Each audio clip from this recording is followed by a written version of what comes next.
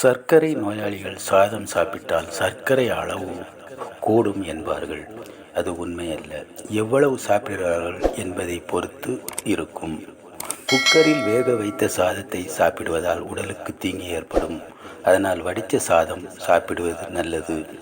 சாதத்தில் தண்ணீரை ஊற்றி மறுநாள் காலையில் பழைய சோறாக சாப்பிடுவது உடலுக்கு குளிர்ச்சி மற்றும் வலிமை தருவதுடன் வயிற்றுக் கோளாறுகள், அல்சர், முட்டுவலி, தோல் நோய்கள் ஆகியவை பாதிக்காமல் பாதுகாக்கிறது. பழைய சோற்றில் தயிரை ஊற்றி சாப்பிடக்கூடாது. மாறாக மோரை கடைந்து ஊற்றி சாப்பிட வேண்டும். மோர் சாதம் செரிமான கோளாறுகளை நீக்கி வாதம், பித்தம் உண்டாவது நீங்கும். சம்பா சோறு வயிற்றுப்பெருமலுக்கு மிகவும் நல்லது. வாழை இலையில் சாப்பிடுவதால் அதில் உள்ள துவர்ப்பு சத்து உடலில் சேர்ந்து நன்மை செய்கிறது. இந்த வீடியோ உங்களுக்கு பிடித்திருந்தால் மறக்காமல் லைக் பண்ணுங்கள், ஷேர் பண்ணுங்கள், மறக்காமல் சப்ஸ்கிரைப் பண்ணுங்கள்.